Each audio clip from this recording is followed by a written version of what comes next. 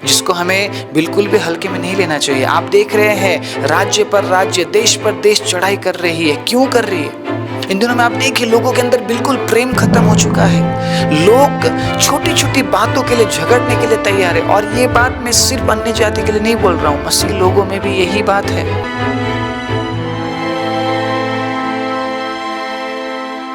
आप सभी को जय मसीह की। प्रभु यीशु मसीह के नाम से मैं आप सभी का स्वागत करता हूं आज के वचन के लिए। परमेश्वर के अजीजों, 12 जून 2025 में कुछ ऐसा हुआ जिस वजह से पूरा इंडिया, पूरा भारत सहम गया। और सबके दिलों में एक ही सवाल था, इंसान क्या है? क्योंकि जब हम इस प्रकार के घटनाओं को देखते हैं और हम उन घटनाओं को खुद के साथ जोड़ते हैं तो हमें पता चलता है इंसान कुछ भी नहीं है। क्या है इंसान जो तू उसे याद करे? क्या है इंसान जो तू उसे प्यार करे? परमेश्वर के अजीजों, इंसान कुछ ना होने के बावजूद भी परमेश्वर हमसे प्यार करते। परमेश्वर को पता है इंसान कुछ भी नहीं है, फिर भी वो हमसे प्यार करते हैं। मैं आज इस घटना का जिक्र क्यों कर रहा हूं? क्योंकि परमेश्वर के अजीजों, मैं देख रहा हूं और मैं समझने की कोशिश कर रहा हूं जो बातें घट रही है, क्यों घट रही है, क्या कारण है, क्यों अभी ऐसा होना था। जो समस्याएं हमारे चारों तरफ हमें दिख रही है, क्यों दिख रही है? थोड़ा सा अकेले में बैठकर इन बातों पर गौर कीजिए। कुछ ना कुछ आपको मिलेगा, कुछ ना कुछ ऐसी बातें आपको मिलेगी जो परमेश्वर हमें संकेत देने की कोशिश कर रहे हैं कि तैयार हो जाओ। हालेलुया, तैयार हो जाओ। इस घटना से हम ये सीखते हैं, हमारे सपने चाहे कितने ही बड़े हो, हमारे प्लान्स और हमारे उद्देश्य चाहे कितने ही बड़े हो, मायने नहीं रखती है। परमेश्वर का उद्देश्य ही हमारे जीवन में पूरा होता है। इसीलिए यिर्मयाह 29:11 में लिखा है, जो कल्पनाएं मैंने तेरे विषय में की है वो हानि के लिए नहीं वरन कुशल के लिए है। परमेश्वर हमारे लिए प्लान्स बनाते हैं। कई बार परमेश्वर के अजीजों, हमारे प्लान्स वैसे के वैसे रह जाते हैं। हम उन प्लान्स के बारे में सोचते हैं, विचार करते हैं, काम करते हैं और आखिर में हम उस उद्देश्य को पूरा नहीं कर पाते हैं और इस संसार से चले जाते हैं। हमारी प्रार्थना है उन तमाम परिवारों के लिए। परमेश्वर के अजीजों, मेरी प्रार्थना है मेरे परिवार की तरफ से उन तमाम परिवारों के लिए कि प्रभु उन्हें शांति दे। और हम कुछ भी नहीं कर सकते, हम कुछ भी नहीं बोल सकते, लेकिन सीख हमें ये मिलती है कि इंसान परमेश्वर के अजीजों कभी भी इस संसार को छोड़कर जा सकता है। इंसान का कोई समय नहीं है, किसी ने कोई समय तय नहीं किया है, ना आपने ना मैंने, हम में से किसी ने भी कोई समय तय नहीं किया है। आपको पता है, एक दुखद समय जिस समय से मैं गुजरा हूँ वो समय था कोरोना का समय। कोरोना के समय में हम सब प्रार्थना कर रहे थे कि प्रभु हमें सुरक्षा दे, कि प्रभु हमारी आप सहायता कीजिए। जिस जिसको कोरोना हो गया उन तमाम लोगों के लिए प्रार्थना किया जा रहा था। आपको पता है परमेश्वर के अजीजों, उस कोरोना से कोई भी नहीं बचा है। विश्वासियों को भी हुआ है, पासवानों को भी हुआ है। जब कोई इस तरीके का बीमारी आता ना, कहीं ना कहीं हम उसके चपेट में आ ही जाते हैं। लेकिन प्रभु के वचन में लिखा है प्रभु हमें बचाता है।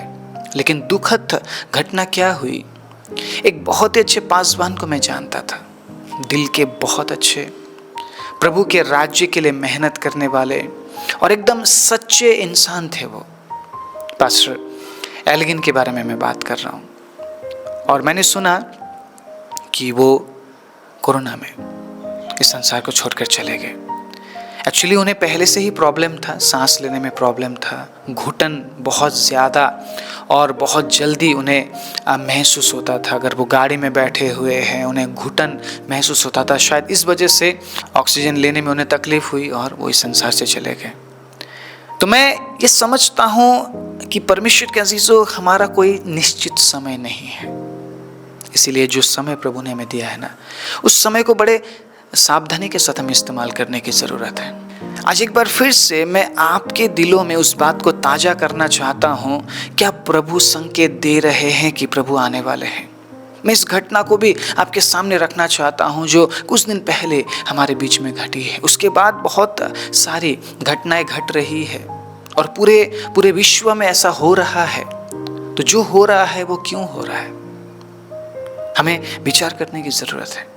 और मैं आज ये भी बताऊंगा, हमारा इस संसार में निश्चित समय नहीं है और यीशु मसीह का आने का कोई निश्चित समय तय नहीं है। हालेलुया, वो कभी भी आ सकते हैं। लेकिन यीशु के आने से पहले क्या होगा, अगर उन बातों पर हम गौर करें तो शायद हम अपने आप को सही रास्ते में ला पाएंगे। बहुत से लोग आज भी भटके हुए हैं। उन्हें लगता है अगर मैंने चर्च जाना बंद नहीं किया या फिर दशमांश देना बंद नहीं किया या फिर मैं धार्मिकता के कामों को मैं करता रहूं तो मैं स्वर्ग में पहुंचूंगा। उन्हें इस बात से कोई मतलब नहीं है कि उनका रिश्ता परमेश्वर के साथ होना चाहिए, उन्हें कोई मतलब नहीं है।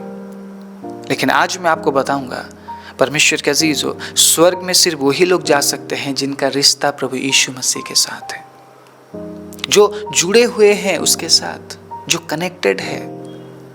और ये बात सच्ची है परमेश्वर के वचन के अनुसार।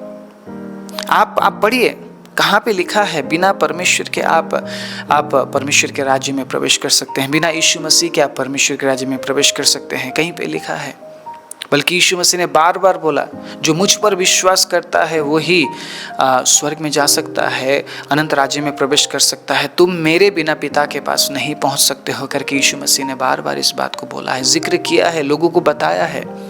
तो हमें समझने की ज़रूरत है, सिर्फ उसके आशीषों को पाने से हम उसके राज्य में प्रवेश नहीं कर सकते हैं। मैं फिर से एक बार मैं इस बात को आपके बीच में रखना चाहता हूँ, हमने यीशु के आशीषों को पाने के लिए यीशु मसीह पर विश्वास नहीं किया है, हमने अनंत जीवन पाने के लिए यीशु मसीह पर विश्वास किया है। आज जितने लोग यीशु मसीह पर विश्वास करते हैं, क्या वो अनंत राज्य में प्रवेश करेंगे अगर उनका रिश्ता प्रभु यीशु मसीह के साथ ना हो?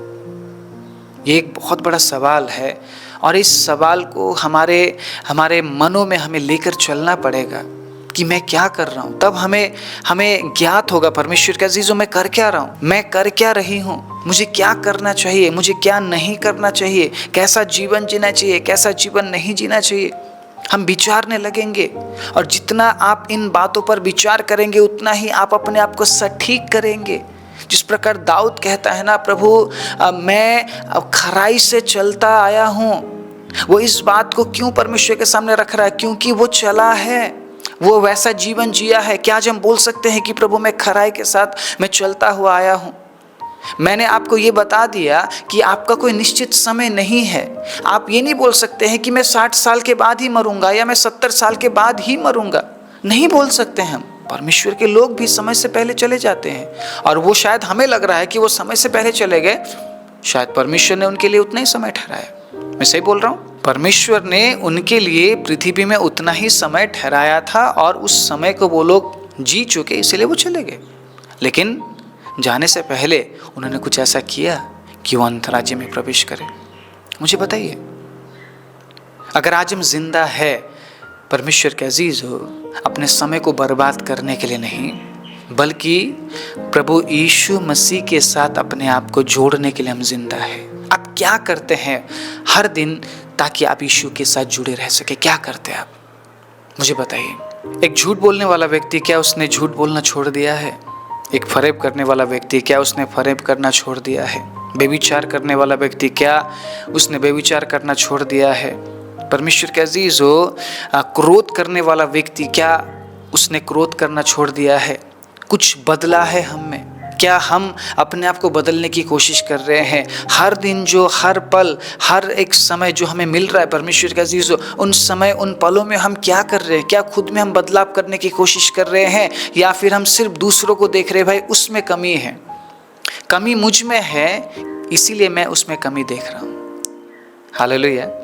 कमी मुझ में है इसीलिए मैं दूसरों में कमी देखता हूँ। अगर मुझ में अच्छाई और भलाई हो तो मैं दूसरों में भी अच्छाई और भलाई को देख सकता और खोज सकता हूँ। हर एक व्यक्ति में कमी है, हर एक व्यक्ति में। कोई परफेक्ट नहीं है और ना ही बन सकता है। लेकिन क्या हम उनके अच्छाइयों को हम प्राप्त कर रहे हैं या उनके कमियों को हम देख रहे हैं? अगर हम किसी में बुराई ढूंढना शुरू करें, हमें बहुत बुराई मिलेगी। लेकिन उसी जगह में अगर हम अच्छाई को ढूंढना शुरू करें, उस व्यक्ति में अच्छाई भी है। परमेश्वर आपके बुराई से नहीं बल्कि आपकी अच्छाई से प्यार करता है। हालेलुया। अगर आप में 100 बुराई है और आप में अगर एक अच्छाई है, परमेश्वर आपके 100 बुराई को भूलकर आपके एक अच्छाई के लिए आपको अपनाएगा। आमीन। हालेलुया। आप में कुछ तो अच्छा होगा या कुछ भी नहीं है, कुछ तो अच्छा है। परमेश्वर ने आपको यूं ही नहीं चुना है। परमेश्वर के अजीजों, इसलिए उस अच्छाई को साबित करने के लिए आपको काम करना पड़ेगा। आपको कुछ ऐसा करना पड़ेगा कि आपकी जो बुराई है, उन तमाम बुराइयों पर आपकी अच्छाई हावी हो जाए और आप साबित कर सके कि यीशु ने मेरे इस अच्छाई को एक्सेप्ट किया और देखो आज मैंने मेरे हर एक बुराई पर जीत पाई है इस एक अच्छाई की वजह से। हालेलुया। क्योंकि जो समय है वो बहुत कम है। परमेश्वर के अजीजों, ऐसी घटनाओं को देखकर भूल मत जाइए, आंखों को बंद मत कर लीजिए। अगर आप कुछ ऐसे घटनाओं को देख रहे हैं, समझने की कोशिश कीजिए, अगर मैं उस जगह में होता, मैं अगर उस परिस्थिति में होता तो आज मेरा क्या होता, या फिर अगर आज मैं जिंदा हूं तो क्या मैं अपने समय को सही तरीके से इस्तेमाल कर रहा हूं। शायद आने वाले दिनों में मेरा भी समय आएगा। मुझे नहीं पता या आपको नहीं पता हमारा कितना समय है इस पृथ्वी में। मैं हमेशा इस बात को बोलता हूं क्योंकि ये सच्चाई है। हम में से किसी को भी नहीं पता हमारा कितना समय इस संसार में है। लेकिन अगर जो समय परमेश्वर के अजीजों हमें दिया गया है, उन समयों को अगर हम सही तरीके से इस्तेमाल करें तो जब हम इस संसार को छोड़कर जाएंगे हम आनंदित होंगे, क्योंकि हमें ऐसा लगेगा, हम में एक संतुष्टि होगी कि जो समय प्रभु ने मुझे दिया है मैंने उस समय को सही तरीके से इस्तेमाल किया, मैं खराई से चला हूं, इसलिए मैं निश्चित हूं कि मैं परमेश्वर के राज्य में प्रवेश करूंगा या करूंगी। हमारे अंदर परमेश्वर के अजीजों कभी एक ऐसा विचार आएगा ही नहीं कि मैंने कुछ नहीं किया, क्योंकि जो समय हमें दिया है उस समय को हमें सही तरीके से इस्तेमाल करना है, क्योंकि जो महासंकट है ना वो बहुत जल्द शुरू होने वाला है। आज एक बार फिर से परमेश्वर के अजीजों, मैं आपको मत्ती 24 अध्याय उसके 15 आयत से मैं आपको बताना चाहता हूँ, क्योंकि महासंकट का जो आरंभ है ना वो हो चुका है, बहुत जल्द आपको दिखने वाला है। क्योंकि जो छोटी छोटी बातें जो घट रही है ना, ये कुछ बड़ा होने के लिए पहले छोटा हो रहा है, कुछ बड़ा घटने के लिए पहले छोटे से शुरुआत हो रहा है, जिसको हमें बिल्कुल भी हल्के में नहीं लेना चाहिए। आप देख रहे हैं राज्य पर राज्य, देश पर देश चढ़ाई कर रही है। क्यों कर रही है? इन दिनों में आप देखिए लोगों के अंदर बिल्कुल प्रेम खत्म हो चुका है। लोग छोटी छोटी बातों के लिए झगड़ने के लिए तैयार है। और ये बात मैं सिर्फ अन्य जाति के लिए नहीं बोल रहा हूँ, मसीह लोगों में भी यही बात है। मसीह लोगों में भी यही बात है। परमेश्वर के अजीजों, मैं मसीह लोगों को कभी नहीं छोड़ूंगा। जो गलत है वो गलत है और उस गलत को परमेश्वर के अजीजों हमें सही करना पड़ेगा। इसलिए हमें समय दिया गया। मैं सही बोल रहा हूँ? इसलिए हमें समय दिया गया। हर दिन जब अपने आंखों को सुबह खोलते हैं आप, तो आपके सामने बहुत सारी चुनौतियां होती है कि आज मैं इस काम को नहीं करूंगा प्रभु, आज मैं इस काम को नहीं करूंगी प्रभु, जो आपको भी पता है गलत है। और आप लड़ते हैं उन तमाम बातों के लिए, आप उन बातों का सामना करते हैं और आप हर दिन खुद को बदलने की कोशिश करते हैं। और ये काम हर दिन आप करते हैं। मैं सही बोल रहा हूँ? हर दिन आप खुद को सही बनाने की कोशिश करते हैं और कई बार हम चूक जाते हैं, कई बार हम गिर जाते हैं और कई बार हम उठकर खड़े होते हैं और कई बार हम विजय प्राप्त करते हैं। Praise the Lord. कोशिश तो करते रहना ना, खुद को सही बनाने के लिए कोशिश करना है, गलत ठहराने के लिए नहीं। परमेश्वर के वचन के अनुसार प्रभु ने जो समय हमें दिया है, वचन को इस्तेमाल करो बोला है और अपने आप को बदलो, अपने मन को फिराओ। मन फिराने का मतलब क्या है? मन फिराने का मतलब यह है कि मैं उन कामों को ना करूं जो मेरा परमेश्वर नहीं चाहता है। हालेलुया। बल्कि मैं उन कामों को करूं जो मेरा परमेश्वर चाहता है। आज एक बार फिर से मैं आप सभी को उत्साहित करना चाहता हूं ये कहते हुए, हमारा निश्चित समय नहीं है इस संसार में। हमें नहीं पता हम कितना जीने वाले हैं। हम बेशक लंबी उम्र के लिए हम प्रार्थना करते, घोषणा करते हैं, लेकिन हमें नहीं पता प्रभु ने हमें कितना उम्र दिया है। क्या आप बोल सकते हैं आपके पास कितना उम्र है? मुझे बोल सकते हैं आप? क्या आप ये बोल सकते हैं आपके पास कितना समय है? कोई नहीं बोल सकता। अगर कोई ऐसा बोल रहा है वो झूठा है, वो झूठा है। परमेश्वर के वचन के अनुसार इंसान घास के समान है और मैदान के फूल के समान है, जो आज और कल नहीं। हालेलुया, ये सच्चाई है, मैं सही बोल रहा हूँ। बहुत से ऐसे लोग थे जो लोग कहते थे कि मैं तो इतना जीऊंगा, मैं तो इतना उम्र जीऊंगा, वो आधी उम्र में ही चले गए। कभी भी घमंड मत करना, कभी घमंड मत करना, कभी अहंकारी मत बनना कि आप ये बोले कि देखो जी मेरे पास तो इतना उम्र है, मैं तो अच्छा खाता हूँ, मैं तो बहुत साल में जीऊंगा, मुझे कोई बीमारी नहीं लगेगी, मैं तो हमेशा स्वस्थ रहूंगा। कभी भी ऐसा मत बोलना। बस बोल सकते हैं तो ये बोलिएगा, प्रभु मुझे चंगा रखेगा, प्रभु मुझे लंबी उम्र देगा। प्रभु के हाथ में छोड़ दीजिए। अच्छी घोषणाएं करनी जरूरी है, लंबी उम्र की घोषणाएं करनी जरूरी है, चंगाई की घोषणाएं करनी जरूरी है, लेकिन आप अहंकार में ये नहीं बोल सकते हैं अरे मैं तो सबसे अच्छा हूं। नो, हम नहीं बोल सकते हैं, क्योंकि प्रभु ने पहले ही कह दी है, जो अहंकारी है वो घास के समान और मैदान के फूल के समान होंगे, जो आज और कल नहीं। हम प्रभु के दया को मांग सकते हैं। अगर आप चाहे तो मैं इतना उम्र तक मैं जीऊंगा, और आपको बोलना है परमेश्वर को कि प्रभु अगर आप मुझे जिंदा रखते हैं तो मैं आपके कामों का वर्णन करूंगा। मैं खुद में और खुद के कामों में और संसार में खोया नहीं रहूंगा। आप अपना समय कहाँ पर बर्बाद कर रहे हैं, आप अपना समय कहाँ पर दे रहे हैं, ये आप जानते और आपका परमेश्वर जानता है। संकट का आरंभ हो चुका है और बहुत जल्दी कुछ बड़ा होने वाला है। क्या आप उस बड़े संकट का इंतजार कर रहे हैं? क्या इन छोटे छोटे संकटों को देखकर आपको कुछ ऐसा महसूस नहीं हो रहा है कि कुछ होने वाला है, अंत निकट है या प्रभु आने वाला है? क्या आपको नहीं लग रहा है? अगर आपको नहीं लग रहा है तो आप निश्चिंत अपने दुनिया में मस्त रहेंगे। लेकिन वचन के अनुसार अगर आपको लग रहा है कि कुछ अलग हो रहा है, पहले जैसा कुछ भी नहीं है, चीजें बदल रही है, हालात बदल रही है, इसका मतलब परमेश्वर के अजीजों, प्रभु यीशु मसीह आने वाले हैं और ये अंत का संकेत है। कुछ वचनों को मैं पढ़कर सुनाऊंगा, ध्यान से सुनिएगा, ठीक है। 24 अध्याय मत्ती 21 आयत से मैं पढ़ूंगा। क्योंकि उस समय ऐसा भारी क्लेश होगा जैसा जगत के आरंभ से ना अब तक हुआ और ना कभी होगा। ठीक है, ये जो महासंकट है ना, उसके बारे में मैं बोल रहा हूँ। संकट और क्लेश के बारे में मैंने पिछले 2 प्रचार में आप लोगों के साथ साझा किया है, और आज मैं महासंकट के बारे में बोल रहा हूँ, क्योंकि इसके बारे में भी बोलना बहुत ज़रूरी है। जो हो रहा है परमेश्वर के अजीजों, संकेत है कि कुछ बड़ा होने वाला है। ठीक है, सुनिएगा। यदि वे दिन घटाए ना जाते तो कोई प्राणी ना बचता, परंतु चुने हुओं के कारण वे दिन घटाए जाएंगे। आप समझ रहे हैं क्या बोला जा रहा है प्रभु के वचन में? अगर जो महासंकट है ना, महासंकट के दिनों को अगर घटाया नहीं जाता तो कोई भी प्राणी नहीं बचता। इसका मतलब जिस दिन के बारे में बात किया जा रहा ना, जिस समय के बारे में बात किया जा रहा, वो एक लंबे टाइम का समय होना था। अब परमेश्वर के लोगों के लिए परमेश्वर ने उस समय को घटा दिया है, ठीक है, ताकि सभी को मौका मिले, चुने हुओं के कारण, जिन्हें चुना गया है।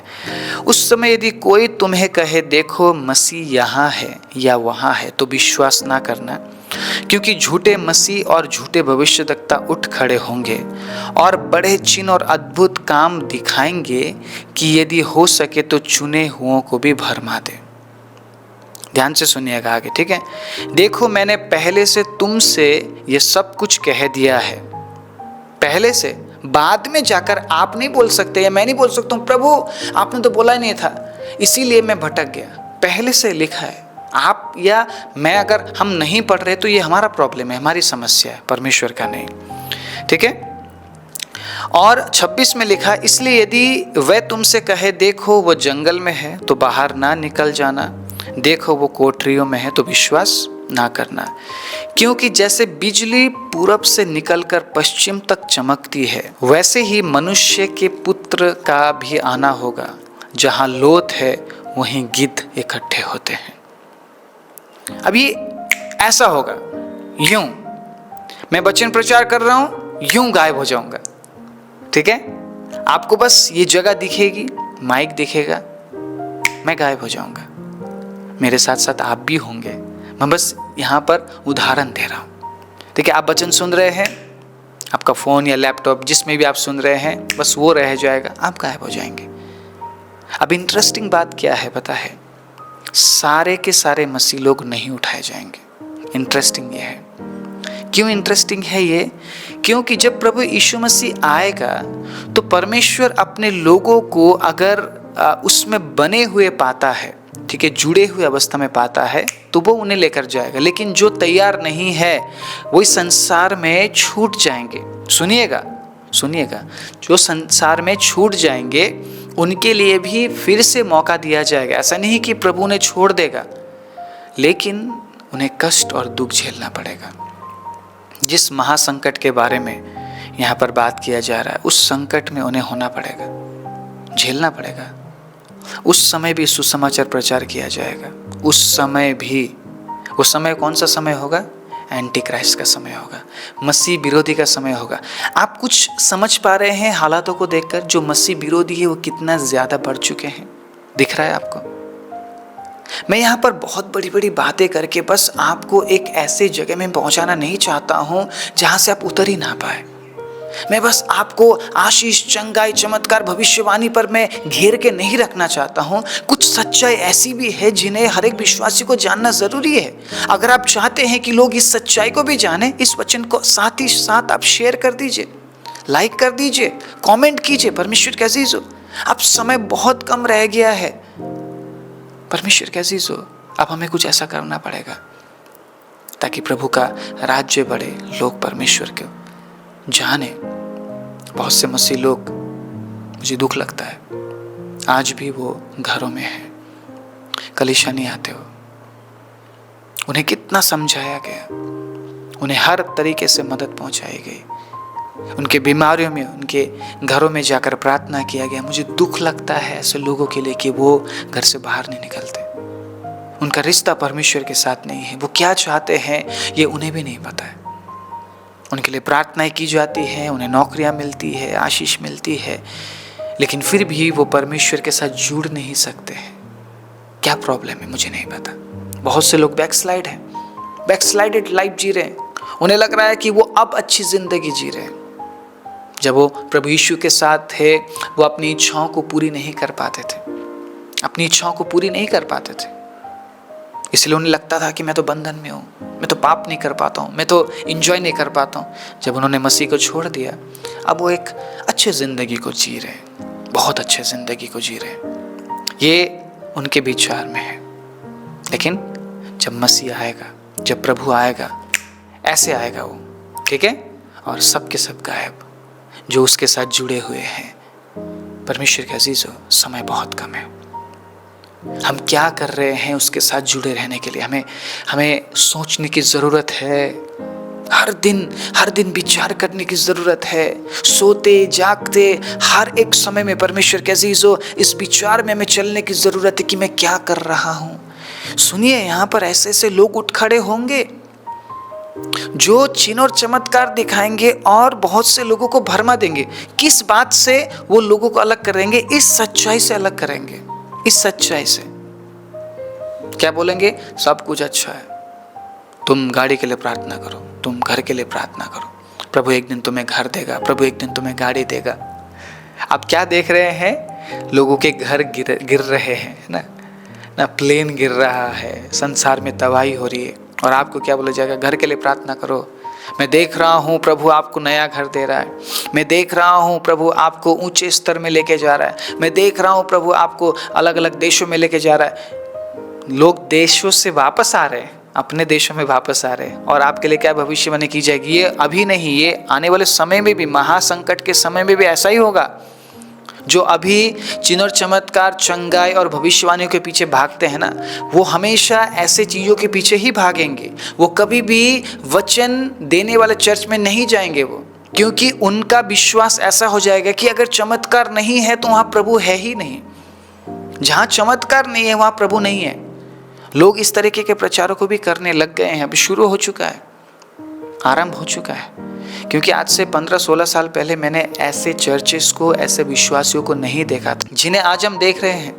नहीं था ऐसा चर्च, ऐसे विश्वासी लोग नहीं थे।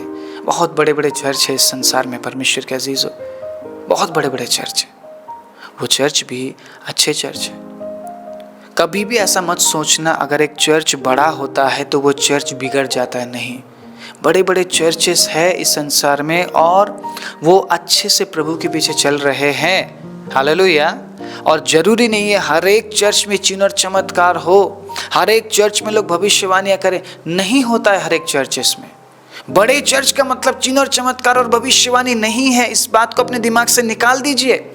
हालेलुया। सच्चाई को जानना है। कलीसिया में जाकर अगर हम चिन्ह और चमत्कार देखकर वापस आ जाए, सच्चाई अगर हमसे छुपाई जाए कि प्रभु आने वाला है, तो जब प्रभु यीशु मसीह आएगा क्या आप उसके साथ उठाए जाएंगे? आपसे तो ये सच्चाई छिपाई गई और ये आने वाले समय में भी लोगों से छिपाया जाएगा और इस सच्चाई को आज भी छिपाया जाता है इधर उधर की बातें करके। वो क्या कर रहा है, वो क्या कर रही है, आपको पता है उसने मेरे बारे में ऐसा बोला, अब मैं भी उसके बारे में ऐसा बोलूँगा।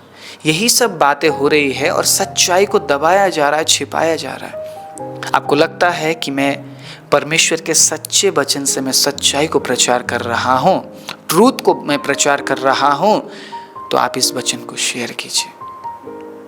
और जो लिखा है परमेश्वर के अजीजों, उस बात पर मनन कीजिए कि परमेश्वर क्या चाहता है। मैं आपको मत्ती 25 अध्याय भी पढ़ाना चाहूंगा। 25 अध्याय में सुनिएगा 6 आयत से, आधी रात को धूम मची, देखो दूल्हा आ रहा है, उससे भेंट करने के लिए चलो।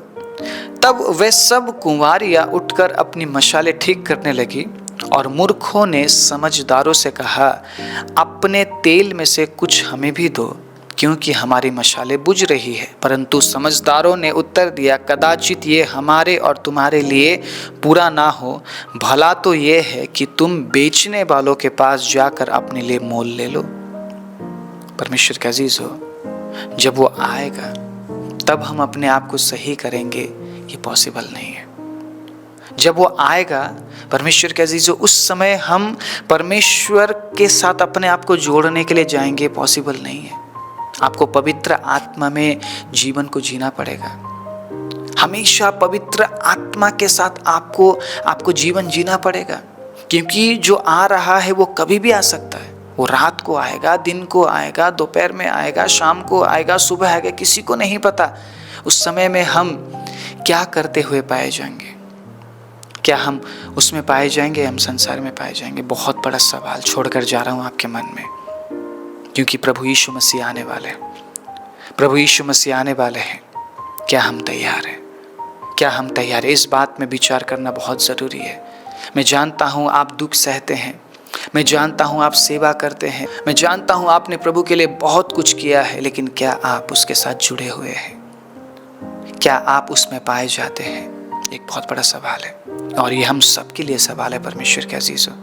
किसी का समय निश्चित नहीं है संसार में, इस बात को हम जानते हैं और हमने देखा भी है अलग अलग परिस्थितियों में लोगों को। किसी का समय निश्चित नहीं है और उसके आने का भी समय निश्चित नहीं है। जितना हो सके जो समय हमें मिला है, आइए प्रभु में बढ़ने के लिए, पवित्र आत्मा में बने रहने के लिए, उसको जानने और समझने के लिए बिताएं, ताकि जब वो हमें लेने आए तब हम उसमें पाए जाए। हालेलुया। तब पवित्र आत्मा हम में पाए जाए, ताकि हम दूल्हे के साथ अनंत राज्य के लिए उठा लिए जाएं। आइए अपने आंखों को बंद करें। राजाओं के राजा, प्रभुओं के प्रभु, सर्वशक्तिमान जीवे दयालु परमेश्वर, मैं धन्यवाद देता हूँ प्रभु जो समय आपने हमें दिया है। प्रभु ये समय बहुत ही महत्वपूर्ण और हम में से हर एक के लिए लाभकारी समय है कि प्रभु हम आपके वचन से सुन पाए और सीख पाए। प्रभु जितनों ने आपके वचन को सुना, उन तमाम लोगों को आप सहायता कीजिए कि वो खुद को तैयार करें और दूसरों को भी तैयार करें, क्योंकि आप बहुत जल्द आने वाले हैं। एक बार फिर से मैं सभी के लिए आशीष, चंगाई, छुटकारा और बढ़ोतरी को बोलते हुए प्रार्थना प्रभु यीशु मसीह के नाम से मांगता हूँ। आमीन।